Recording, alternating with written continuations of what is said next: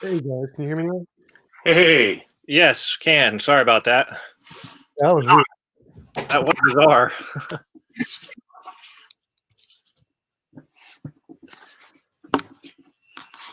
So thanks so much for joining us today. Definitely. My name's Rob. Your name is? Tom, Tom. Good to meet you. Good afternoon. nice to meet you too. Happy New Year. Yeah, good to see you again. Yeah, you have a little history with Cliff. Yep, done a few debates. Right on. Glad to hear that. Just to start off, I thought we would just lay kind of the principles for the conversation today. The topic is, where is the evidence that God exists? I think it is a little bit revisiting what you guys had debated beforehand, but I wanted to, first of all, just thank you, Tom, TJump, for jumping on here with us. Do you mind just talking a little bit about your channel, what you do, how you came to the conclusion that you did, and then I'll ask Cliff with give me an answer as well. Sure. So I run a YouTube channel where I debate with professors, philosophers, and theists about reasons to believe in a God, flat Earth, science stuff. Yeah, the reason I'm an atheist is because of the reason that most academics in pretty much every academic field is an atheist, is because there is no evidence that actually indicates the existence of a God. The consensus in every academic field is that it doesn't.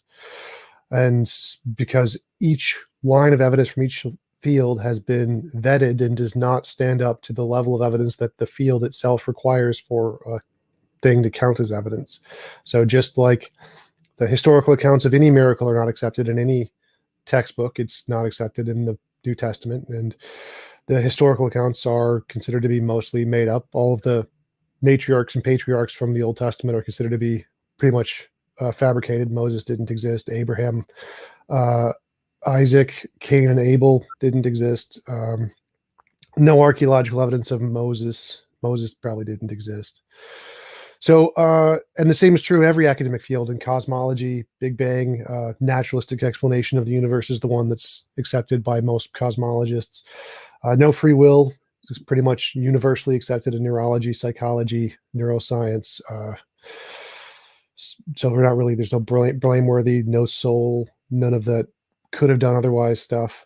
So in the same is true of every single field. Biology, information is in the cell. It's purely naturalistic. No mind, no intelligent design, no fine tuning of the universe. In cosmology, the consensus is fine tuning is again not explained by a God. So in literally every field, the evidence shows that the explanations Christians use do not work in under any circumstances any more than any other made up religion. All right. Thank you so much for sharing, Tom, on that. I'm going to hand it over to Cliff to make your introduction. Thank you, Robert. TJump, good to see you again, man. I am convinced that God loves TJump, Robert, myself, that God loves every single one of us. Of course, that implies that I believe there is a God. I'm convinced that there is a God because I experience free will. I experience self-determination, and I'm convinced that there is no God. What a person is doing who says that is they're limiting reality to matter and energy. And if there is no God and there is simply matter and energy, then we are determined. But my experience and observation in life is that we have free will. In fact, the person who says to me that we are determined, I'm going to ask them, really, were you determined to say that we are determined? It reduces itself to idiocy for me. So clearly the issue of self-determination and free will points us to the fact that reality is bigger than simple matter and energy. Now, often a person says to me, well, science doesn't prove God exists. In fact, science disproves God's existence. That is totally dishonest intellectually. Obviously, the whole question of God is the question of, is there a transcendent being outside of the universe who created the universe? Which means it is absolutely impossible for me to say, scientifically, I can prove God. Equally true, it's totally impossible for anybody to say, science disproves God. The question of God is not a scientific question. And there are many fields of knowledge that are not scientifically determined. The idea that science is the only way to ascertain truth is a belief. It's a philosophy. It's a worldview. It's backed up by no evidence. It is blind faith. Obviously, the idea that math and logic are good cannot be scientifically proven, and yet we use math and logic all the time. Obviously, the idea that I had an experience yesterday, I had an experience a year ago that I can remember, is not scientifically verifiable. So the whole idea that unless I can prove something scientifically, it's not true, is a blind leap of faith. I'm convinced God exists because order and design indeed does point to a designer in every one of my observations of reality, but obviously the designer cannot be scientifically verified. That is why the whole idea that, oh, well, just perform a miracle, God, right now, and then I'll believe in you, is preposterous. Totally preposterous. Why? Because God is not subject to scientific laws. And if I'm going to simply say, God, you have to do this, my science will not allow me to accept that as a miracle. Why? Because science naturally asks the question, what is the natural explanation for this? Now, when it comes to thinking people in all the different areas of academia that believe in Christ, it's tremendous. Tremendous. So there are biologists, chemists, zoologists, cosmologists, Dr. Francis Collins, head of the NIH. I mean, the list goes on and on at Harvard, at Stanford, at MIT.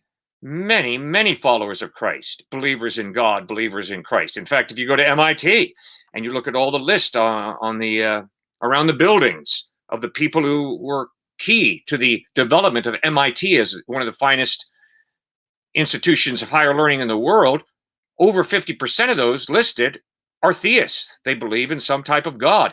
And most of those theists happen to be followers of Christ. So the idea that people in academia are not followers of Christ is preposterous. Obviously, there are many atheists in academia, but there are many theists and there are many Christians as well. So I think when you look at reality, you've got to acknowledge that there is solid evidence that indeed there is some type of God. And then when you read the historical Gospels, the overwhelming evidence is Jesus Christ is reliable, and that's why faith in him is so wise. Well, thank you for sharing that with us, Cliff. I wanted to host this topic in particular because I think that this is such a clear topic for us that is crucial to have dialogue and discussions around, because what greater idea is there than that the universe is comprehensible? That we can comprehend the universe, that we can make distinctions between what is imaginary and what is real. And the idea that there is a maker behind the universe, well, that's the greatest idea ever in a way, right? So this discussion that we're going to have today between theism and atheism is a very relevant one to our times, but is one in which countless people have debated and discussed. It seems that we are taking right now at the beginning a look at it through the lens of morality, ethics, science, personal experience, and then later on we'll get to obviously TJump. Maybe you hold to the Humanist Manifesto #3 that was written in or revised back in 2003. Obviously, Cliff is coming from a biblical perspective. So maybe we can have that discussion at the end, but up front, I thought TJump, maybe you could share on why you hold to the atheist position. Is there an experience in your life that led you to that, or what observations have you made that led you to that conclusion that there is no God? Well, I don't know anything about the Humanist Manifesto, so I can't really comment on that. Like I said in the beginning, the reason atheism is true is because all the evidence indicates it. There is no evidence for theism any more than there's evidence for Santa Claus or fairies, which is why the academic consensus, which means the overwhelming majority in academia, show that the accepted position based on the evidence is that not God.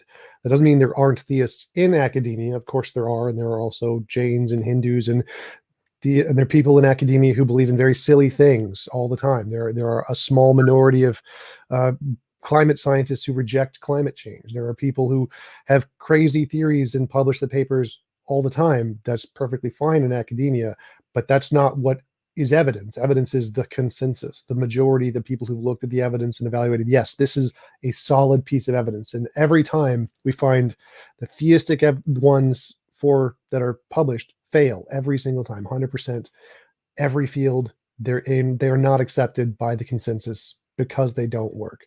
So yes, there are obviously theists in academia, but that's not evidence for it being true. Everything is better explained by naturalism. Absolutely everything. There's nothing about that Cliff mentioned that is better explained by a God. Like math and logic, perfectly explained under naturalism. Like, I don't even know why he thinks they're not. It's pretty simple to explain them, actually. It's like, we exist, I think, therefore I am. I have a experience of this world, and I can describe the things I see with numbers and letters. So I can say, there is one TV, there is one camera. Oh, I got math. I can say, I am myself and not myself. I got logic. So all of math and logic just follows from those things. They're just descriptions of what we experience in the world. There's nothing more than that. They're descriptions of reality. They're not, math and logic are not magical in any way. They're languages just like English, and they have the same properties as English. So math has sentences that describe reality, correspond to reality, sentences that don't correspond to reality, and sentences that are self-contradictory. English has sentences that describe reality, correspond to reality, sentences that don't correspond to reality, and sentences that are self-contradictory. For example, I am a human corresponds to reality. I am a Klingon from Star Trek does not correspond to reality. And I am a married bachelor is self-contradictory. In math, you have 1 + 1 = 2 corresponds to reality. 1 + 1 = 7 is self-contradictory. And F = ma times 45 or something is something that does not correspond to reality. So math is essentially no different than English. We just cherry pick the versions of math that describe reality accurately and say, look how amazing math is. Well, we can do the same thing with English. Like, look, there's a tree. That sentence really well describes reality. Does that mean that English is somehow magical, created by a super powerful being? Like, well, no, it's just a sentence we made up to describe the things that exist. So there wasn't really anything in what Cliff said that's evidence. And I don't support scientism. Like, I never said science is the only way to learn anything. I just said we need a way to differentiate imagination from reality, and science, the reasonable way we do, does not in any way indicate a God. And so saying that we have a reason to believe in a God that has no evidence for it is like saying we have a reason to believe in a transcendental pixie, which we have no evidence for. Would you like to go respond? Go ahead. So we're having this conversation and using language and concepts like mathematics to understand one another. Is it reasonable to conclude that from that dialogue that we're having, as we convey meaning back and forth with one another over concepts such as those equations that you talked about, or the idea that evidence is what we use to distinguish between what is imaginary and what is real, doesn't that point to a mind behind your mind? No, how would it do that? Like, it's no different than English. Does English indicate there's a mind behind my mind? Well, I guess what I'm kind of getting at is within science, there's this principle of causality, right? That the effect is not greater than the cause. Okay, so if I've never heard of that. There's no law of causality as far as I'm aware. Well, it's a principle within science, all right? So it's what I'm meaning by that is, I'm pretty familiar with science. I don't know of that principle in science. Well, okay, so causality, right? So obviously we have this notion of the universe has a beginning. Sure. Okay, so if the universe has a beginning, let's think about our experience. Everything that has a beginning has a cause. The universe has a beginning, therefore it has a cause. So this causality, this idea that your mind and my mind are able to convey information between each other, is it more reasonable to say that there is a mind behind all of this? Or is it more reasonable to say that it just is a total accident? It's just totally spontaneous. So to try and steelman your argument, I think what you're saying is that there are minds in the universe. Is it more reasonable that minds came from no minds, or that there was a mind that existed prior to the universe that created minds in the universe? Is that kind of what you're saying? Right. People posit, well, this is just a virtual reality that we're living in, a simulation, but that still demands a designer, doesn't it? No, that's a composition division fallacy. So we have formally proven that is not That is actually a fallacious argument that is not evident. So it's like saying, if we have a whole bunch of, if we have a wall, like if we look at a wall, is it more reasonable to say, well, that wall was created by another wall, or was it created by a bunch of bricks that none of which had a wall? Well, clearly it's more reasonable that it was created by another wall, because how could a wall be there if no wall was there prior? Well, no, that doesn't make sense at all, because you can make a wall with a bunch of bricks, none of which have the property of wall. You just put them together, and if you put them together, you get a wall. It's called an emergent property. There are many things that are emergent properties, like the sun is an emergent property. You take a bunch of hydrogen atoms and helium atoms, you put them together, gravity crushes them, and it creates these nuclear reactions that send light everywhere, and that's a star. The universe wasn't created by a star thing. There doesn't need to be a star prior to the universe to have created this universe to allow for stars. Like, obviously not. Or oceans. Oceans didn't exist. It's not like the thing that created the universe must be an ocean because we see ocean. So how could an ocean exist if the thing that created it wasn't the ocean? Like, well, no, there's these things called emergent properties that didn't exist prior to the universe and are a result of different combinations of things in the universe, like bricks and the solar system and the earth and trees. Pretty much everything is an emergent property that wasn't there prior. Minds are the same as literally everything else in the universe. There's no reason to think that minds, which as far as we know, we have no evidence existed anywhere prior to a few billion years ago, were in any way a part of the creation of the universe, any more than trees or rocks or stars or oceans. Like, there's no reason to think the exact same evidence that you're using, the argument, would apply to all of those things, and you would have to say that the origin of the universe was created by something that's made of a star and a tree and an ocean and a mind and a rock, because all of those things are here. So how could they have come about by things that weren't oceans or trees or rocks or minds? Like, well, no, that's just a composition division fallacy. So if I can kind of rephrase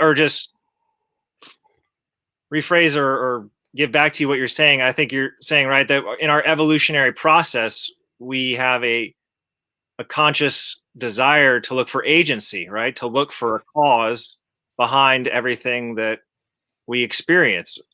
Now, is that just our drive for survival, or is that our drive to possibly get to know, something behind what caused all of this? Why is there something instead of nothing?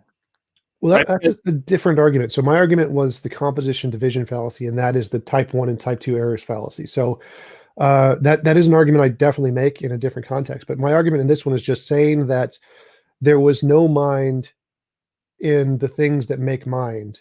Therefore, it's more reasonable to think that there was a mind prior to the universe. That's a composition division fallacy. So that we know doesn't work.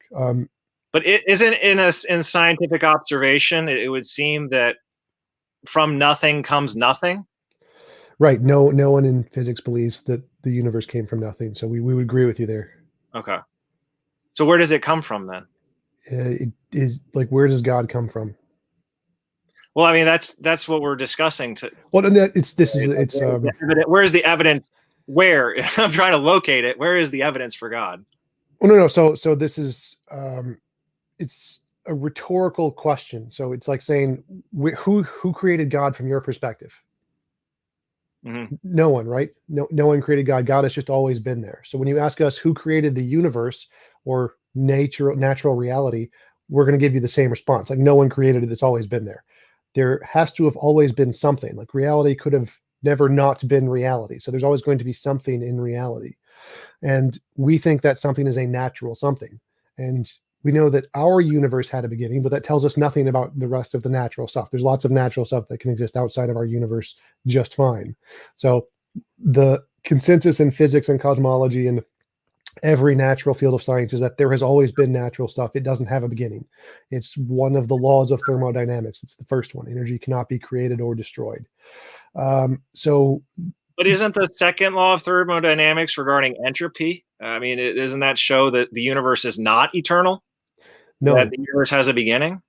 No. The second law of thermodynamics is that entropy increases, which means workable, usable energy decreases, but the energy is still there. It never goes away. The amount of energy in the universe always stays the same. So the only thing entropy does is showing that our universe has a timeline of when the entropy had a lowest point. So it's like saying the expansion of the universe had a beginning at some point. Does that mean the universe didn't had a beginning? Well, no, it just means it's expanding. There could be things before the expanding or after the expanding. Maybe it's cyclic. There's all kinds of things that could happen. The second law of thermodynamics does not show a beginning to all natural things. It shows a beginning to the expansion of the universe, and that's it. It's like saying I have a beginning to my nail growing or whatever. That's it. It's not particularly fantastic, because the first law of thermodynamics explicitly states energy cannot be created or destroyed. So I mean, that's kind of one of the contingencies that many theists seem to misrepresent, is that the second law doesn't show anything like a beginning to all natural things. It just shows a beginning to the motion, this one particular kind of motion that we've discovered, which is energy. So then evolution and this process or this study of change over time would then eventually point us to one of two options then. Either the universe is eternal or the universe has a beginning. And if the evidence is pointing towards the universe having a beginning, then doesn't that make it more of a problem for denying the existence of a maker of the universe? Well, no, because the evidence doesn't point to a universe having a beginning, because the way you're using universe is not the way the physicists use universe. In physics, universe just means our space-time continuum. That's it. It does not mean all space-time. It means our space-time. So our universe had a beginning, but that does not mean that all natural things had a beginning. And the way that most theists use the word universe is they mean all natural things, all physical material things had a beginning, and nothing in physics says that. Nowhere in physics does it say all material things had a beginning. There's no evidence to support that whatsoever. All of the models in physics show that there's a natural thing existing prior to the Big Bang. So when you say our universe had a beginning, sure, absolutely. Does that mean that we had a creator? Absolutely not, because there's another natural thing that's right behind that. There's no evidence for anything other than that. All of the models in physics, I remember there's a quote from Sean Carroll in his debate with William Lane Craig, where he specifically mentioned this. He said, if we were going to poll cosmologists of whether God had anything to do with the creation of the universe, overwhelmingly, they would all say no. It was a beautiful quote from him. So the fact that our universe had a beginning does not indicate that all natural things had a beginning. And so it would not indicate a creator unless you could show all natural things have a beginning. So then from naturalism and determinism that you are positing here, we don't have concepts such as moral responsibility or individual intrinsic worth coming from a creator, but simply from what we say so. No. That's part of the challenge too, though, of what you're saying, though, as far as the universe or natural material doesn't have a beginning, is you're describing this word eternity. And eternity is a concept that we apply only, obviously, to a maker, if you will, a creator, right? Not towards anything else. Well, two things there. No, eternity would apply to all kinds of things. Like nature was thought to be eternal long before God was thought to be eternal. Like the oldest religions worship nature before God, for sure. But I forget the first thing you said. It was totally forgot. Lost it. I was just talking about moral responsibility, individual worth. So most philosophers are atheists. 70-something% are atheists, but most philosophers believe in moral realism, objective morality. So most models of morality do not ground objective morality in a God at all. It's a common misconception that people think you need a God for morality because that's what most people are brought up believing, but it's just not the case. Objective morality is actually better grounded in a non-God. There's tons and tons of philosophical problems, and when you compare the models and you say, well, which one can answer the problems better and can give more consistent answers to the moral dilemmas and can provide answers to the questions we're looking for when we're looking for an objective morality, the God model doesn't actually work. So to use a parallel, again, in the Sean Carroll debate, he said, when we're asking about the fine tuning of the universe, there's a bunch of specific questions we want answered. Like what is the energy density in the space? Why is it that density? How did it come to be that density under these conditions? Why are the laws have this relation between the unification of the laws. These are very specific technical questions that you need to answer to be able to answer what caused the fine tuning. God can't answer those. So it's not even a contender for what caused the fine tuning in physics. The same thing applies to morality. We have very specific questions we're asking. We're asking, what is objective morality and how do you ground it? Like, how do you answer the is-ought problem? How do you answer the G.E. Moore's open question argument? How do you answer the Euthyphro dilemma? How do you answer the trolley problem? You need to be able to give specific answers to these based off of your model. And if you can't do that, it's not even a contender for objective morality. Well, So I didn't understand any of those 4 examples you gave. Could you maybe just clarify on what one of those examples argues for or against regarding absolute morals? so these are problems with morality. We're trying to say, well, what is objective morality? If there is an objective morality, it needs to be able to answer these questions. And so those are just a list of problems, like in the list of problems in physics, like what is the energy density of space? So it's just a list of problems that you need to be able to answer to account, to qualify as a model of objective morality in philosophy. That's it. The Euthyphro dilemma is like saying, is something good because God said it's good, or did God say it's good because it's good for some external reason? That's one of the things. And it would apply not only to a God, but any conscious agent. Well, I would say that if there is such a thing as goodness, there has to be a maximum, a standard outside of that the ultimate good that it's measured by. I don't know what you mean. So, for example, gravity exists. There isn't like a maximum of gravity. Gravity is objective. Why would it need to have a maximum? Right, and the speed of light is the same everywhere. What I'm talking about in regards to morality is, if you're going to say something is good, then aren't you going to have a maximum good, a standard to measure that goodness by? No, like I can say stuff falls. There isn't like a maximum speed of fall. It's a measurement of a thing that exists in the universe. Like, so like I can say that is a triangle. Is there a perfect triangle out there that like exemplifies all possible triangles? No, there's no perfect triangle that exists in the universe. I don't need there to be a perfect triangle. It's just a concept of, we take this property and we take it to its extreme. Well, So why do we applaud the archer who hits the target then? Or why do we applaud the football player who gets into the end zone? Because there's a specific target. It's the same with morality, is it not? No, it's like the target is something we put there. We drew the paint on the touchdown line. We drew the paint on the target, and it's a demonstration of skill is why we applaud that, because it's hard to do. Morality, there is a goal there. Like there's totally a goal there, but the goal doesn't exist. It's not like the goal is somehow off in the distance and we can get to the goal if we just like traverse enough space or whatever. It's a abstract ideal. So if I have a goal of drawing a perfect triangle, there isn't a perfect triangle that already exists somewhere in the universe. If I actually managed to draw it, it would be the first perfect triangle ever. So you don't need the goal to exist somewhere to have it be an abstract motivator. So morality is like gravity, in my view. It's a law of nature. There isn't a thing that is the perfect thing out there that grounds it, like a Platonic object. It is a goal, a hypothetical instantiation of what would happen if we followed this law to its extreme. I would say there is a perfect triangle and there is a perfect circle. If you look up at the sky, at the stars, if you look for the North Star, and if you look at the Big Dipper and then trace it towards the North Star in the sky, if you look at the North Star is pointing towards true north, which over the course of a calendar year makes a concentric circle, a perfect circle in the sky.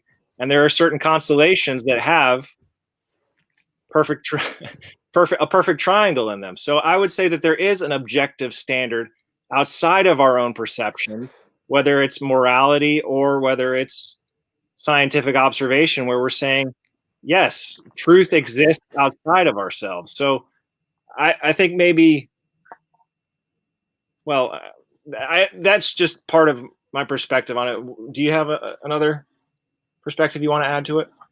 Sure. I mean, TJump, it seems to me you're making one of the classic mistakes that I warned about at the beginning. You are driving everything back to material reality, which is basically a statement that science, the observation of the physical, is the way we determine all of reality. Therefore, you're in a real quagmire when it comes to the question of God, because you can't use physical reality to prove that God exists. You can't use physical reality to disprove God exists. Why? Because God is beyond the physical. And that's why when you appeal to cosmologists and biologists and chemists and their science, and how these people say there is no God to explain it, you're making a huge philosophical mistake, sir. And that mistake is you're assuming that a transcendent being, God, who is outside of the universe, either has to be physically proven, scientifically proven, or he does not exist. Sir, that is a humongous logical error. It's not true at all. And I think some of the issues that Robert has been raising are very legitimate. TJump, there is a qualitative difference between the law of gravity, between the laws of science, and saying that to step on an insect is permissible, but to step on a human baby is evil. There is a qualitative difference, and that difference is when you make a moral statement, you are appealing to something that is non-physical. You're appealing to a standard of justice. You're appealing to the dignity of a human life that cannot be biologically, chemically, astronomically determined. Rather, you have to go into the area of philosophy, into the area of theology. And then you've got to determine, if I believe that all of reality is matter and energy, then no, that baby doesn't have any more value than a roach or a termite. Why? Because reality is what is. So what is. And when you start making moral statements like to step on a roach is okay, but to step on a baby is evil, you are so far out of physical reality. It's incredible. You're talking about good and evil as metaphysical entities that do not have anything to do with scientific inquiry. So come on, look at life, observe life. You don't go on a scientific date, TJump. Your relationships with your friends, with your family members are not based on science. They're based on trust, on credibility, on integrity.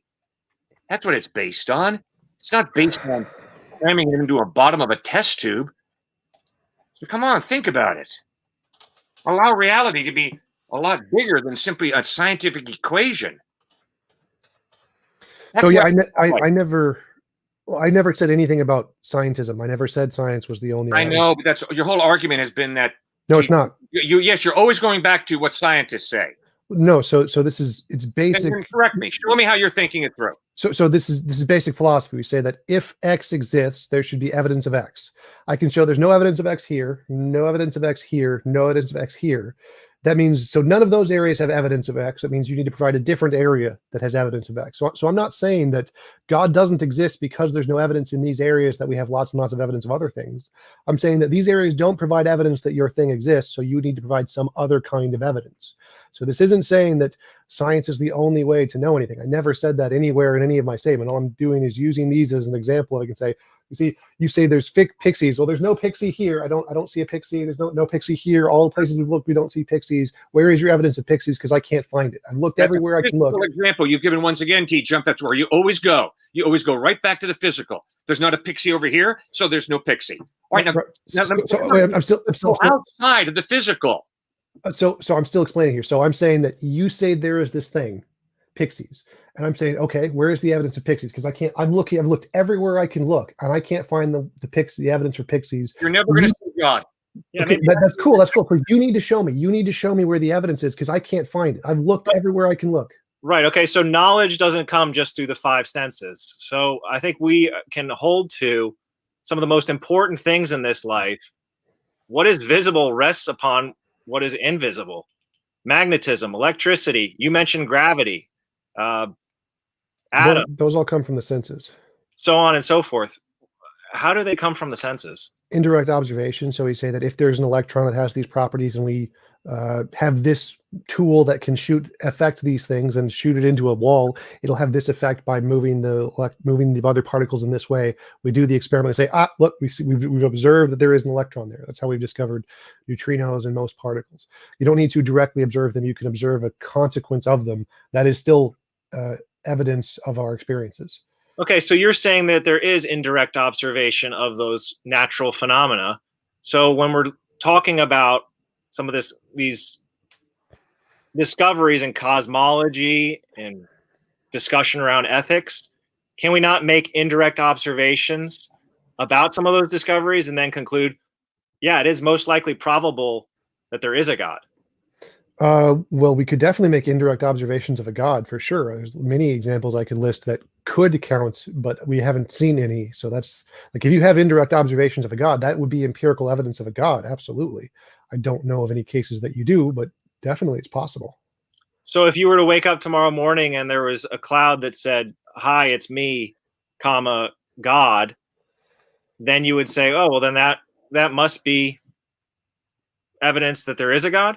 Well, you need novel testable predictions just because like clouds can be produced by a guy in a plane who can write words or whatever. But you'd say if there is a God, then God will write in the sky, "Hi, I am your God," in the next 5 minutes or whatever. And in the next 5 minutes, if it shows up, yes, that would be evidence of a God. Wouldn't you be suspicious of collusion, though? That it's just a one big kind of um, conspiracy to get more power to one group? I mean, I think that isn't. Have you ever seen the movie The Truman Show? Yes, Scary. but that's the point of the novel testable predictions. Like if you can make consistent novel testable predictions, that breaks the collusion bond. It means it's more likely that your hypothesis is true than that conclusion is true, because having collusion that can make testable predictions about the universe when we don't control the universe is very impressive. That's why we consider novel testable predictions to be the highest form of evidence. So if you can make novel testable predictions about your God, that is evidence of your God. It may not be sufficient to prove your God exists, but it is definitely evidence. Right. So we're staying away from the God of the Bible right now. We're just talking about existence for the maker of the universe. Yeah, that was perfectly fine. You could Right. say anything you wanted to. If you make testable So- predictions, then it's evidence of your hypothesis, whatever your hypothesis is. Right. And so what we're kind of discussing here right now is morality, this idea that there is such a thing as a universal moral absolute, such as, for example, do not murder. Like, don't murder. It just doesn't help with the survival of the species, but it also has some form of stabilizing effect on societies. Why is that programmed within us? Is that just an evolutionary process? And even if so, does that not point towards a life giver behind that moral absolute? Well, no. So again, I agree with what Cliff said, that this is an area of philosophy. So we have to look at the evidence from philosophy here. And the evidence from philosophy is that, well, no, the natural explanations are still better. Like, as I mentioned earlier, 70-something% of philosophers are atheists from the Phil Surveys paper, the largest survey of philosophers ever done, which they're doing another one this year, which is really cool. But and the majority of them are atheists. Majority of them are moral realists and atheists. So it's not the case that you need a mind to ground these things, just like it's not the case that you need a mind to ground gravity. It's a law of nature. And when Cliff said we're appealing to a non-physical thing here, well, that's just false. Like moral naturalism, there's a Stanford Encyclopedia of Philosophy, moral naturalism. It lists exactly what the position is. Metaphysical naturalism, that moral facts are natural facts. Epistemic naturalism, we know moral claims are true in the same way that we know claims in the natural sciences are true. And analytic naturalism, our moral claims are synonymous with certain highly complex claims in the natural sciences. So all of these are just technical terms in philosophy that we already just reject Cliff's position. Like, no, these are not non-physical things in philosophy. These are physical things. We're just describing parts of nature that are objective, just like gravity. It's not the case that we're going for non-physical things here in most of philosophy. Can you show me a foot of justice? Can you show me a pound of love? Can you show me a pound of fitness or a pound of health? I sure can. Please do. Show me a pound of fitness. I'll show you a human being who's in very good shape. They're fit. I'll show you a human being, a body that's very healthy, and they don't have cancer, and they're not dying. They don't have COVID-19. They're alive. That is justice. The value of love is totally intangible. So that is a thing that is fit. So I can show you a thing, a moral action. Like I can help an old lady across the street, that's a moral action, but that's not showing you a pound of morality. Just like saying, here is a thing that is fit is not showing you a pound of fitness. They're called abstract nouns as opposed to concrete nouns. It's literally impossible to show a pound of an abstract noun. Like, could you show a pound of capitalism? No. Could you show a city that is a capitalistic city? Yes. Yes, we agree. So the same thing applies to morality. Morality has abstract nouns and concrete examples, just like any other physical thing like capitalism or fitness or health or stars. Like, all abstract nouns work this way. So I can show you an example of a moral action, but you're not going to have a pound of morality, just like you're not going to have a pound of capitalism or a pound of fitness. Correct. We obviously agree on that. No problem there. But you were repeatedly going back to physical evidence. You cannot do that with justice, with love, with kindness and mercy. Those are intangible values, and either they're relative, either they're created by the human mind, or they're not. But TJump, I think it's real clear that based on your worldview, you have to buy into determinism, don't you? We're all determined, right? Well, no, there's actually By our many process, by chemical, by our environment, we just are determined. Well, there's actually many non-deterministic views on. I didn't ask about that, TJump. I asked what you believe. Now, please stop talking about the theoretical. All right, tell us. Well, we're real personal with you. Okay, Cliff, what just you believe. Cliff, now, you please asked. Tell us what you believe. Cliff, you asked, do you have to adopt determinism? The answer is no. I do not have to adopt determinism. There are. Tell me what you believe. What does TJump yes, believe? I am a determinist. I believe that determinism is the only viable option. Everything is either done for reasons, in which case it's determined by those reasons, or it's done for no reason, in which case it's random. And those are the only two possibilities that are possible. Okay, then what you just said was determined. Or random, yes. So what is the point of this conversation? Do you honestly believe that you don't freely formulate your own ideas? You honestly believe that everything that you say has been determined by your genetic code and by the influences of your environment. You honestly believe that? Yes, and that I don't understand why you think that makes it any less meaningful. Because you know very, very well that you don't have to respect me. You can be highly disrespectful. You know that you don't have to love. You choose to love. You know very well that when it comes to meaning in life and when it comes to ethics, you don't believe that someone has to murder or that someone has to sacrifice their life for someone else.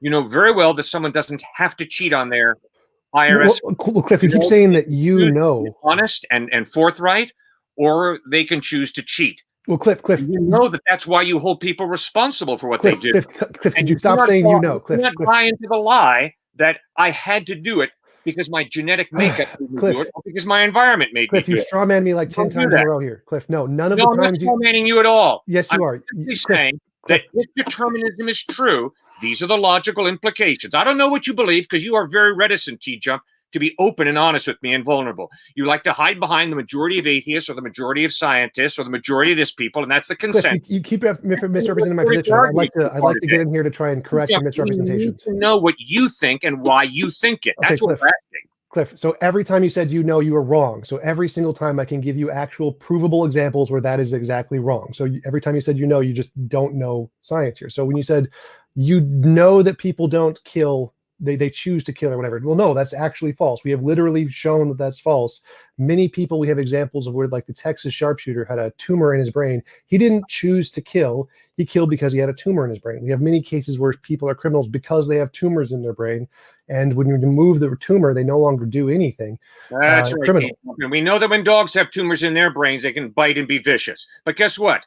The majority of dogs don't have tumors, and the majority of people who I didn't say each other don't have tumors in their brains. They have free will, and they are able to choose. There's still like 1,000 things you said that I want to respond to. So, no. I've allowed you to speak a lot. Now let's be honest. Let's be fair here. I know. I'd like to be fair, but you misrepresented my position 10 times by saying you know. No, I'm not representing your position. Okay. You said you know. Please don't say that. I'm not doing that. Cliff, I'm asking you to tell me what you believe. Cliff, you said you know and listed a fact. You know X. That's a misrepresentation of my position. You're telling me something about my position. You got it wrong. Fine, then tell me. Cliff, you're wrong. I don't live my life. That's what I'm doing. That's what I'm doing right now. So please let me tell you why you're wrong about those things. No, you tell me what you believe, TJump. I'm tired of hearing what theoretical. I'm happy to tell you what I believe. First, I'm going to correct Sure. your misrepresentations of my position. I'll do those at I the am same not time. representing your position, okay? I'm not trying to represent your position. I'm trying to have a logical discussion with you about different ideas and what is the logical conclusion of those ideas. Now, please tell us, TJump, what you believe.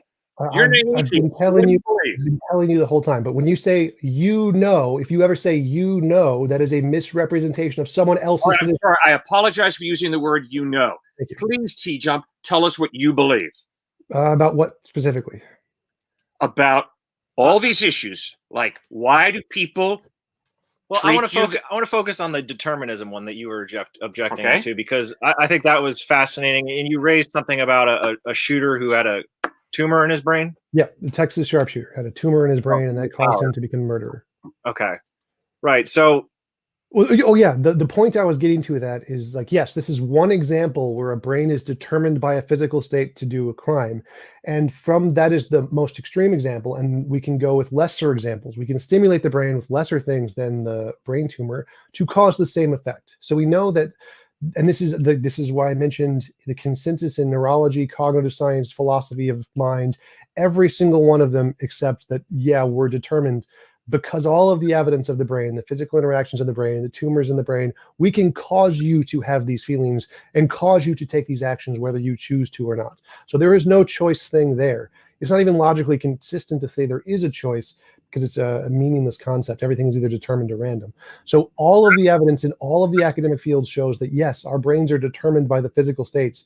That doesn't make it any less meaningful. It doesn't make it less moral. We don't need free will to be moral. Again, like as I said about moral naturalism, that wasn't anywhere in the definition of moral naturalism. We don't need those freeness to have morality there. We can still be determined and still have moral responsibility.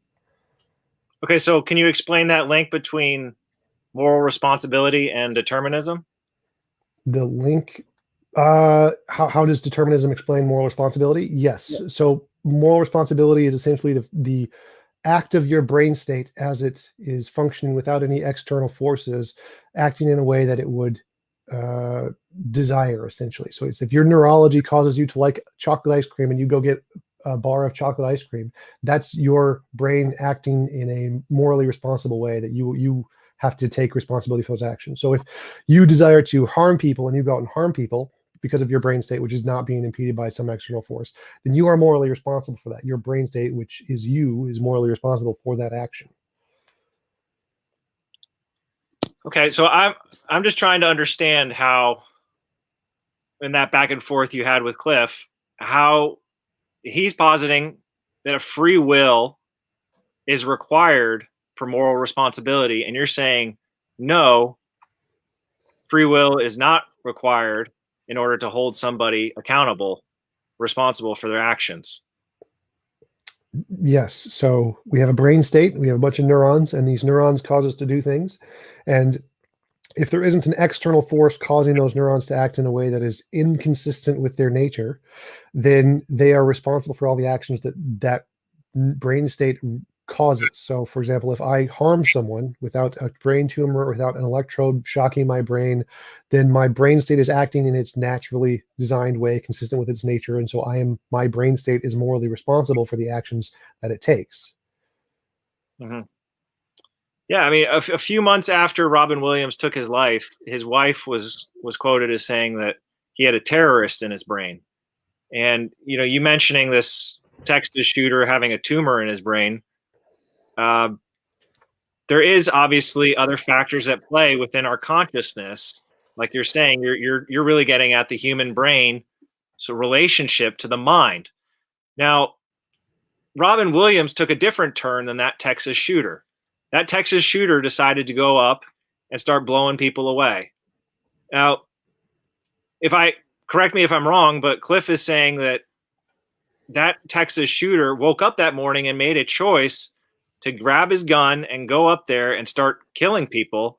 Was it a choice marred by brokenness with his tumor? Yes, but we still hold him accountable because he has a free will, right? And you're saying, no, he doesn't have a free will. He's just determined.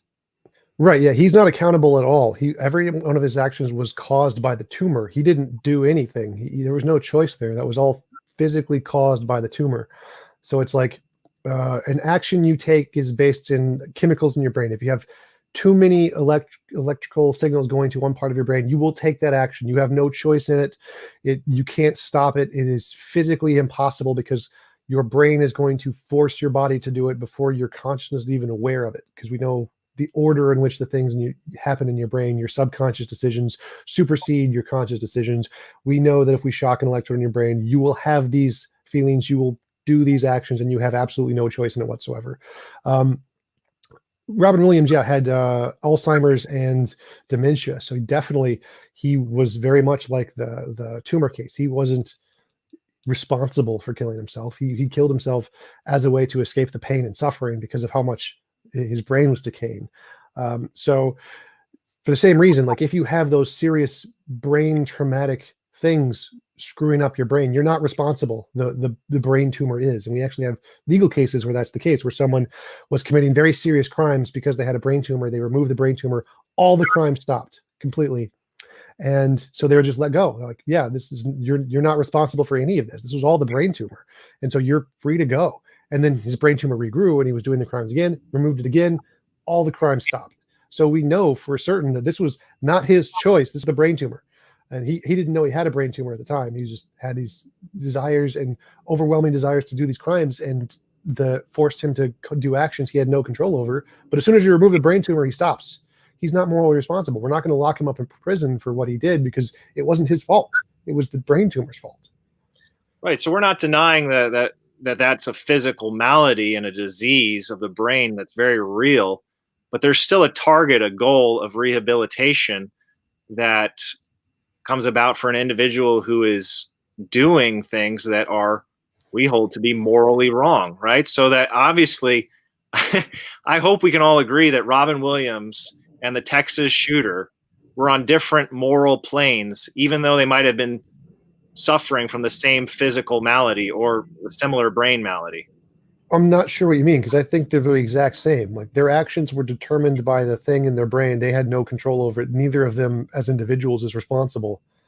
If we could fix the brain state, the tumor is the one that's responsible. So I would not put them on different moral planes. I put them in the exact same moral plane. Well, I don't see how you could do that. How can you put them on the same moral plane if one is shooting a gun at other people and the other is taking his life? Because because the Texas shooter had no choice. He made no choice there. He wasn't in control. The tumor was in control. So the one who was responsible was the tumor. And so if we remove the tumor, he would not kill anybody. He'd be fine. He'd be normal human beings. We should allow him to do that. It's not like we're going to give him treatment afterwards to say, oh, we're going to try to convince you to not kill people.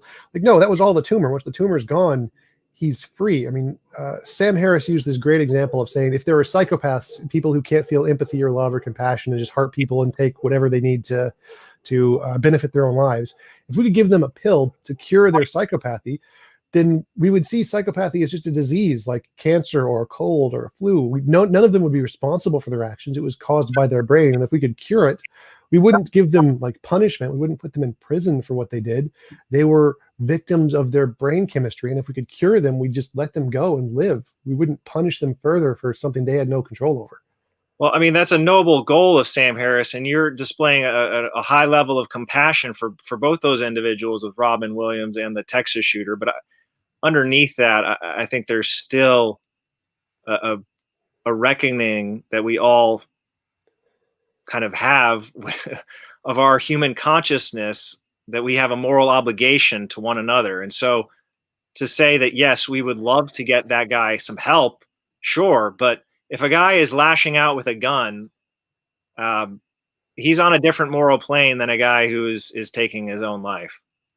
I mean, otherwise, it's kind of becoming a slip into the irrational. I think that Sam Harris has some nice ideas, and the atheist Stephen Hawking, he said, he's a professor. He struggled with disease. He had thoughts of euthanasia, but he said, if we came up with a theory of everything as a human species, then we would be able to have the mind of God. And how I understand that statement from him is saying my logic, the idea of the golden rule, or the idea of this reciprocity that I feel towards others when I have a loving relationship, those are all good things. And I want to intervene when there's a high level of brokenness, complex disease that is affecting a person's consciousness. I want to intervene, but eventually I can't play God. I can't decide when a life is to be taken or when it is not to be taken. Does that make sense? Not exactly. So Stephen Hawking was using the term God there in an apocryphal sense. So it's like Einstein's use of God. It wasn't an actual God. He was just saying that we have this concept.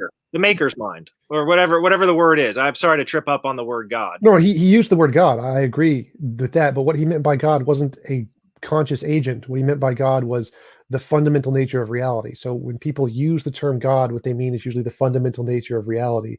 And so when he's saying if we have a theory of everything, we have the fundamental nature of reality, he was just using the word God there as an analogy to what the fundamental nature of reality actually is, as opposed to what people normally think it is, which is a God. He wasn't actually saying there's a God. He was an atheist. Stephen Hawking was a hardcore atheist. So the many scientists use the term God in that analogical sense to be indicative of the fundamental nature of reality, the God particle. Like no one actually thought the Higgs boson was literally a God. They're just saying, they're using the word God there because it's a powerful signifier in the culture of the fundamental nature of reality, and they're using it in the same way as an analogy for that. They don't literally mean a God. So many scientists use the term God.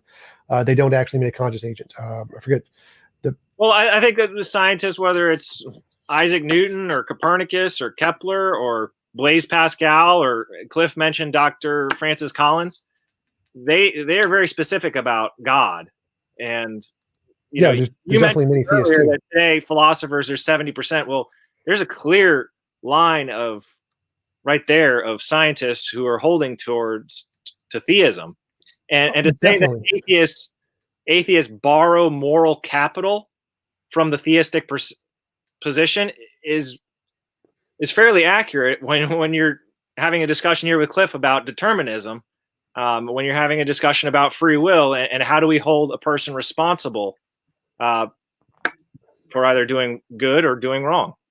I'm not sure what you mean there, because I mean, most moral systems existed before any idea of free will did. Like many religions had these ideas that we were determined and you're still morally responsible for your actions way before any idea of free will came up. So we're not borrowing anything from Christianity here if you're just considering prior ideas that are similar to be borrowing. That's not the point, TJump. What was the point? See, the point is exactly what I've been trying to do. Would you please stop talking about other religions or other philosophies? Just talk about what you believe and how you handle reality, TJump. How do you go on dates? How do you have a family? How do you build a friendship? You know you don't do it just based on biology and chemistry and cosmology and astronomy. Well, I do it based off of sense experience. Relationships where you trust and where you love and where you have integrity and where you have morals that are intangible that you hold to. Well, no.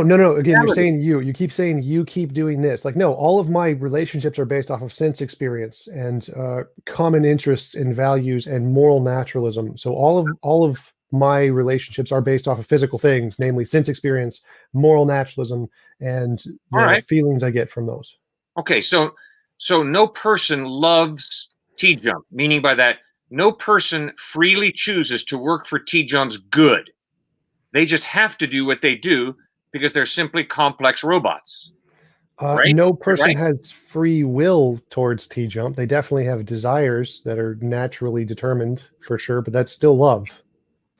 But what is it? What part of the person that you're dealing with who has these different desires doesn't make a choice? See, in all of my relationships with people have a lot of different desires and they have to choose between their desires, or you could call them instincts. So yes, we all have instincts and yes, we all have desires, but I would argue from my observation of my friendships that my friends make decisions about which instinct to follow, which desire to follow. Well, that clearly points us to them being more than just biological machines. They have a free will. There's a person, and that is what love is. The love does not exist as a value if we're just robots. Machines can't love. The student at MIT was dating his computer. That's tragic, really tragic. Why? because human beings are not just complex computers.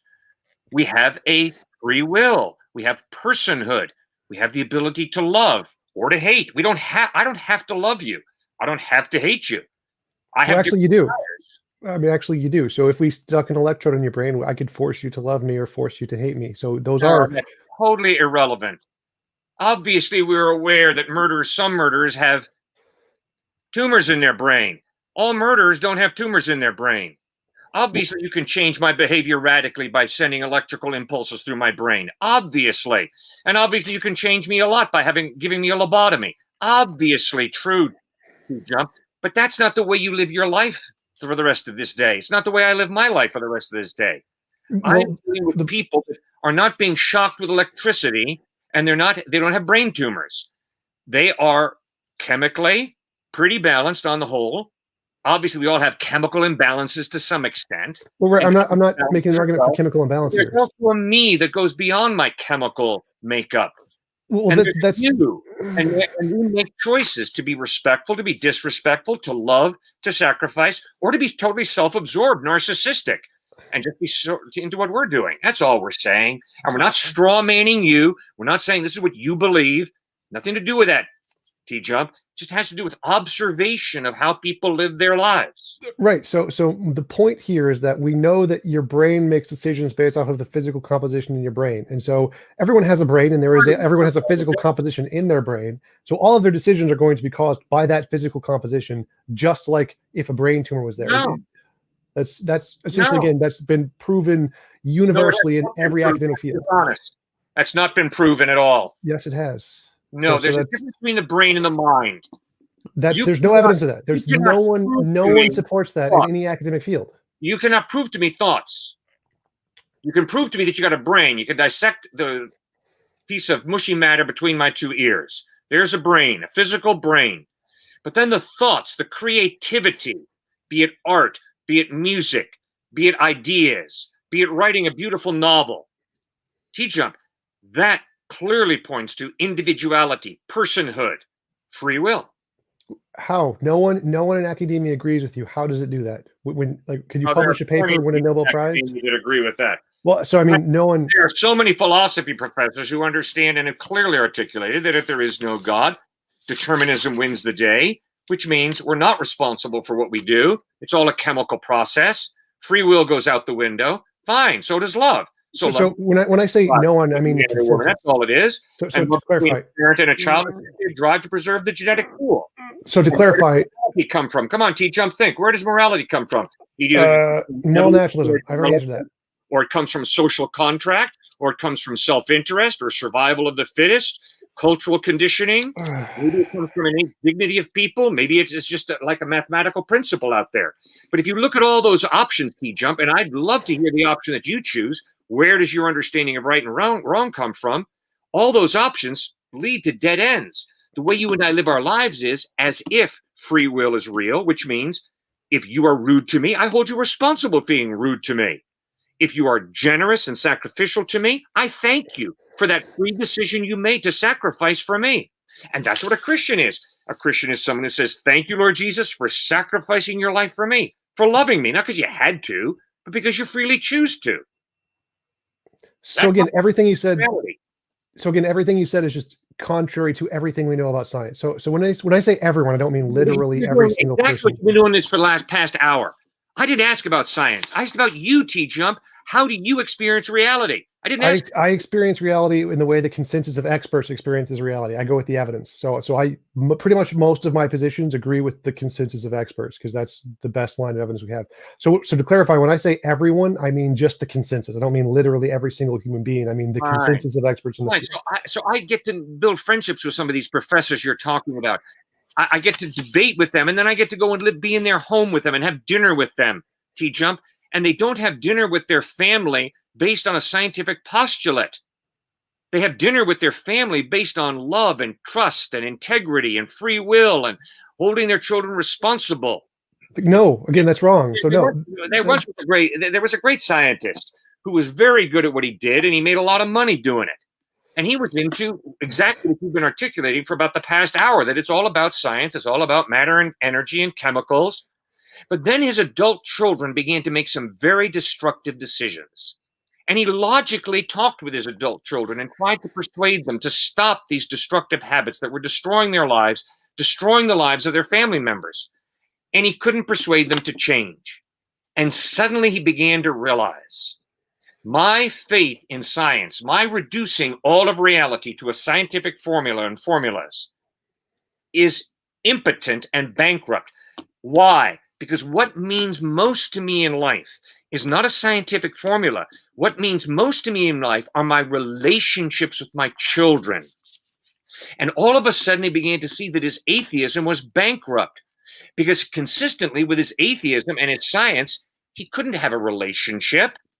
And people do have free will. And the people that meant most to him, his family members, were destroying their lives. And logically, he couldn't persuade them to change. And all of a sudden, he began to realize the pain, the emptiness of my life is overwhelming. Relationships, TJump, are far more important than chemical reactions in the human brain. It's that simple. Yeah, but none of that supports your position. So every scientist I talked about, it all supports it totally. No, none of it does.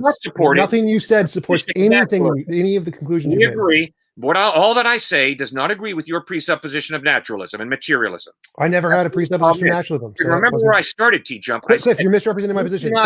Cliff, you're misrepresenting my position again. Or disprove God. Cliff, you're misrepresenting my position again. Outside of material reality. Cliff, you're misrepresenting my position again. So no, nowhere in anything I said presupposed naturalism or any. I have no presupposition. You said you're a naturalist. Yes, that doesn't presuppose naturalism. So nothing I said presupposed naturalism ever. Nothing I said. Naturalism is a conclusion based on the evidence, nothing more. And again, yes, all scientists have relationships. I have relationships. Does that mean there's non-physical things there, free will there? No. All of that is explained by naturalism. Saying that, well, it's made of supernatural stuff or made of natural stuff doesn't change that it's still a relationship. It doesn't make it any less valid. Love is still love, whether it's determined by physical processes or whether it's a supernatural process. It's still a process. No, makes no difference. Determined by chemicals, it's not love. It is a programmed response. When I use the word love, I am talking about a free decision to work for the well-being of someone else. So you've made up a new category that doesn't exist. To throw her body in front of an oncoming car in order to protect her child. And I would argue that's a free decision. She doesn't have to do that. And I know that from experience. I don't have to love my wife. I don't have to love my children. And I don't have to love you, TJump. I make a decision. And to reduce my decision to a chemical reaction, I think is a tragic reduction of reality. It's not the life that I experience. It's not the life that I enjoy. Right. That's because you have some kind of weird preconditioned desire for supernatural things. It doesn't matter. All of these feelings. No, it's because I observed my experience, and my experience is love is real. That's it's not what I said. It's not coerced. So whether you think the feelings you have, like we all agree that these are feelings we have. We have love. No, we have they're not feelings we have. It's a decision. At times I feel like hating, TJump. You don't listen to me. At times I feel like hating people. Okay. I choose not to follow that instinct. I choose instead to make a decision of the will to love and to forgive when I feel like getting revenge. Okay. I feel like cutting the knees out from underneath a person. Instead of choosing that instinct, I choose instead to love. It is not a feeling. It is okay. a decision of my will to love. You can call it whatever you want. I promise you, I don't feel like loving my enemy. Okay. And if a person hurts me deeply enough, I don't feel like forgiving them. It's the last thing I feel like doing. This wasn't my point. This wasn't relevant to my point. I feel like revenge. That's what I feel like. Okay, this wasn't relevant to my point. You can call it whatever you want. We all agree that love exists. We all agree that relationships exist. No, we disagree on the definition of love. That's fine. That's fine. You can disagree on that. Every person who's watching this agrees that love exists. All the scientists agree that love exists. We all think this is real. You want to think it's made of supernatural stuff. We think it's made of natural stuff. Never once did I say supernatural. That's not what I said. You're not listening. Well, maybe I said instead. Can I finish? Let me finish my ability to choose. Let me finish my point. Well, to work for the well-being of someone else. Let me finish my point. So theists think that love and spirit and free will and choices are all made of some kind of supernatural something. I don't know what they think. Whatever. No. I'm not saying that love is a supernatural substance. Never once have I said that. Never once have I thought that. Supernatural means not natural. So you can think it's not natural, right? It's not fully natural, determined stuff, right? Love is the ability that we human beings have innately to work for the well-being of someone else. I observe it natural every day. Is it natural? Hatred is not something I have to do. It's a Cliff. decision I make to hate and to demean another human being. Cliff, is it natural? Is it natural? What do you mean when you say natural? Physical, determined by physical forces. Is it natural? No. Okay, so it's supernatural. Someone is not natural in the sense that it's a biological drive that makes. Okay, that means it's supernatural. So supernatural means not natural. It's above the natural. No. Maybe Cliff is asking you, what's your definition of supernatural, TJump? Not natural. So you have the natural stuff, and then you have the not natural stuff. Sorry, supernatural is not negative. It's not a negative term in the same way that evil is not just in the negative. Evil is the absence of good. Evil is not a physical entity. In the same way, love is not a physical Come on, entity. T-Jump. I'm fine with that. Hear me, and I said right from the start, tangible and intangible. Okay. Physical, non-physical. And my observation of reality is that there's a lot of intangibles that are part of reality. So tangibles. So love is not natural, right? A lot of non-physical reality. Okay, non-physical, non-natural, whatever. So there's these two options. Love is real, and then the determinist thinks it's a natural thing, and you think it's a non-natural thing. The determinist says that love is a chemical reaction or a result of environment. Natural thing, yes. Those would be natural things, Cliff. So and it would be natural. And I'm arguing, but my whole argument, T-Jump, is it is natural for us human beings to love. Okay. So the question becomes, where does that natural ability come from? Yes, that's what I'm saying. Equation, it comes from matter and energy, which drives you right back into determinism. Okay, I'm still haven't gotten my point yet. Still haven't gotten my point. So yes, the determinist thinks that love is natural. The theist thinks it's non-natural. It doesn't matter. Either way, love is love. Love isn't any less love, whether it's natural or non-natural. Makes no difference. It's still real. It's still equally as real in either case. Makes zero difference. So yes, the naturalist thinks that love and choices exist, but they're made of natural stuff. You think they're made of not natural stuff. It makes no difference. It's not less real because you think it's made because it's. That was not what I said. What I said was, we have a physical brain. We also have thoughts that are non-physical, non-material. Part of love is a physical drive. Part of hatred is a physical drive, but also part of love is a free will, which is non-physical, not tangible. It's intangible. Right. So I'm agreeing with your position here. For me, who chooses not to hate, although I want to hate, and I have an instinct to hate, I choose not to follow that instinct. Instead, I choose to follow the instinct to care about someone and to love them. Okay, so there's two options here. Love exists. We all agree love exists. No, you think love is a non-natural thing. We think love is a natural thing. False. That's a false dichotomy you're setting up. What? It's not my point. You've misunderstood my point totally. What? So we both agree love exists. You think love is a non-physical thing. Is that misrepresenting your point? Yes. How? I am convinced that you, as a natural human being, as a physical human being, are not just physical. Yes. You have a soul. You also have the ability to love. You also have a free will. You also have an ability to understand meaning and purpose in life. And these are real. Right. Although they're intangible, they're not physical, they're not natural in that sense. That's what I said. They're very real. Cliff, that's what I said. So I said, we both agree that all these things you listed exist. We both agree. You think they're non-physical. I think they're physical. I think they're both physical and non-physical. I said we have an instinct to love. We have an instinct to hate. But we also have a free will, and we choose whether to love or to hate. Okay. That's we think they're entirely physical. You think they're partially non-physical. Thank you. Okay.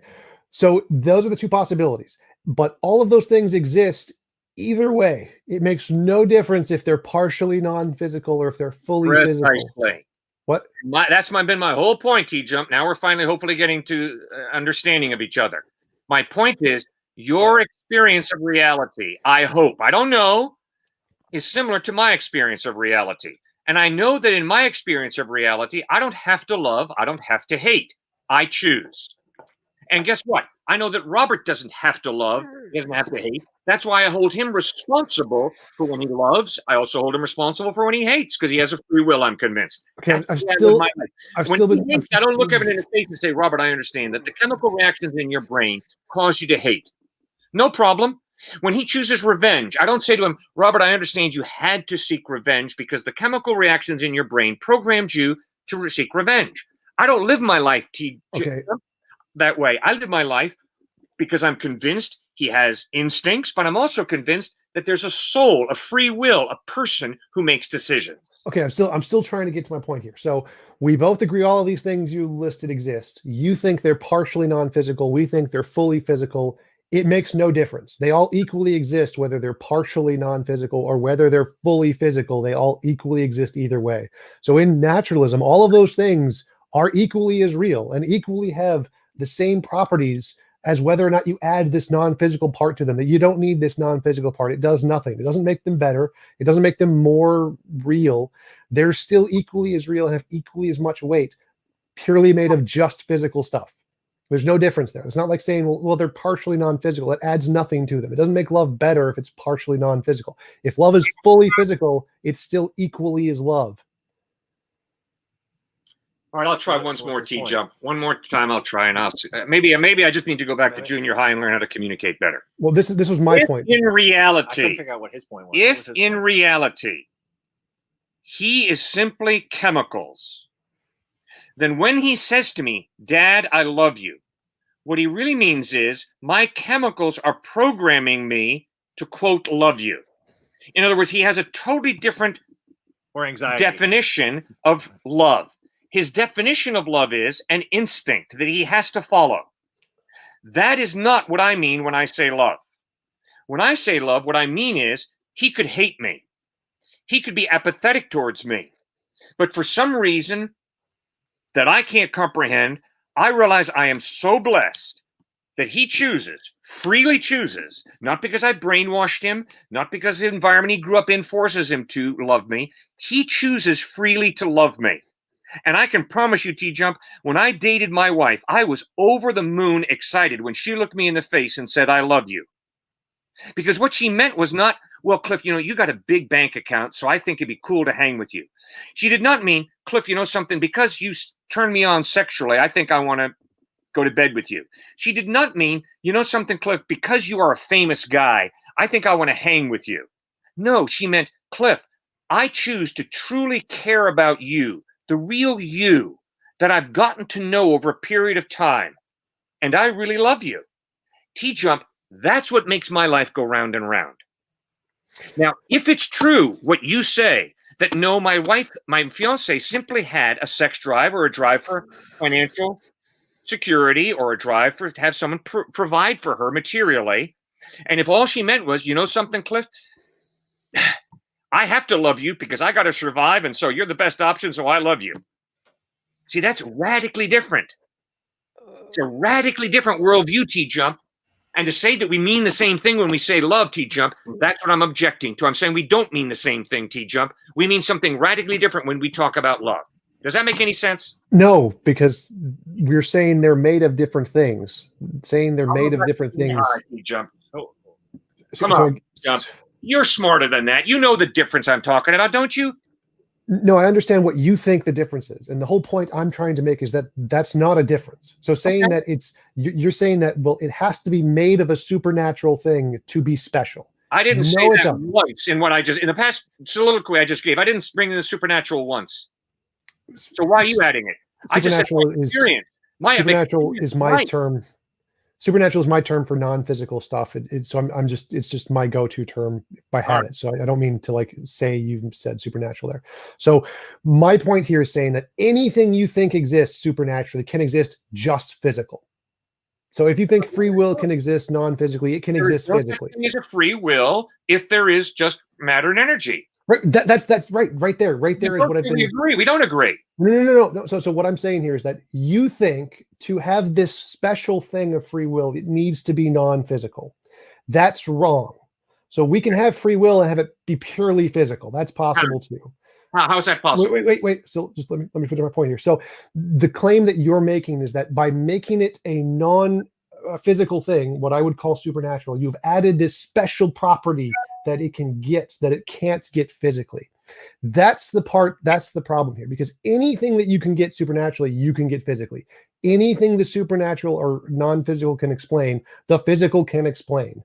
So there is nothing that you get by saying adding the supernatural in. This doesn't add anything to love or free will or any of those things. All of those things are equally as real and equally as powerful and morally responsible if they're just physical than if they're supernatural. Saying you add in this new property that is non-physical property does nothing to them. They're still equally as real. So all of the scientists who believe in love think it's equally as real, but just made of physical stuff.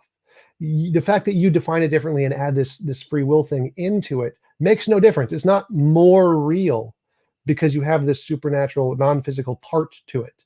You're right. It's an issue of what is the best, most reasonable, most plausible explanation of reality. That's the issue. Yes, and science gives us that. No way. There's explanatory. I think you guys are both agreeing on that. There's explanatory power in both science and what Cliff was talking about in regards to free will and love, and how we understand love. And obviously, he's holding to that. Ultimately, God is love, and that is shown in the person of Jesus, and that's changed history. And obviously, we're looking at it from a perspective of causality, of like, what's the cause of this notion of love, or this idea of justice, or this reality that we're living in? Where's the explanatory power of what we're holding to? Well, sure. Like explanatory power and explanatory scope work in very simple ways. Like explanatory power is just, can the hypothesis explain the data? And essentially you can get any hypothesis to explain the data. You can have magical pixies explain everything. So explanatory power is really easy.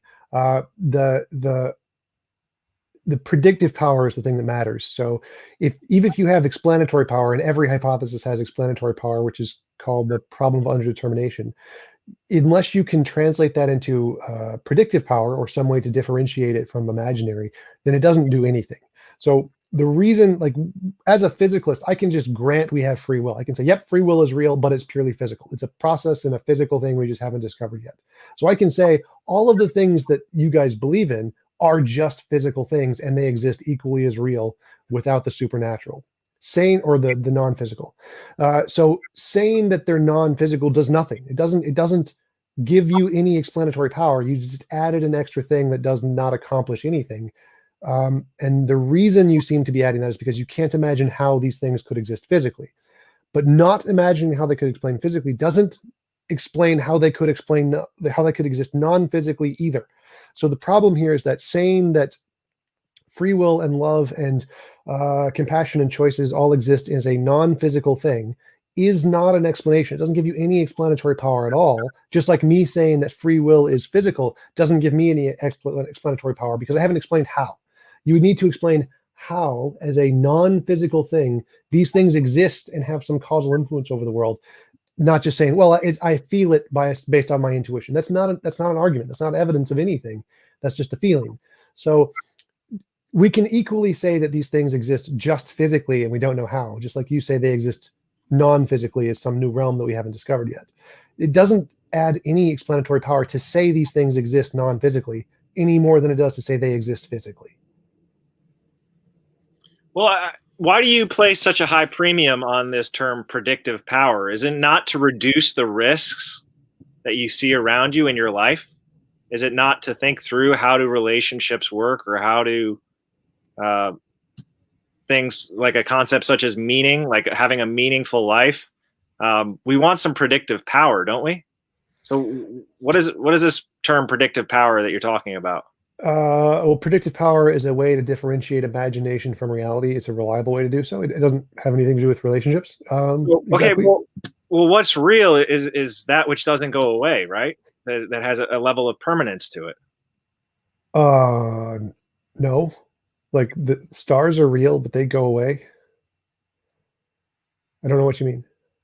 Well, this you keep going to this concept of love, and you guys were talking about love. That it's a permanent ideal. It's real, and we distinguish it from hate.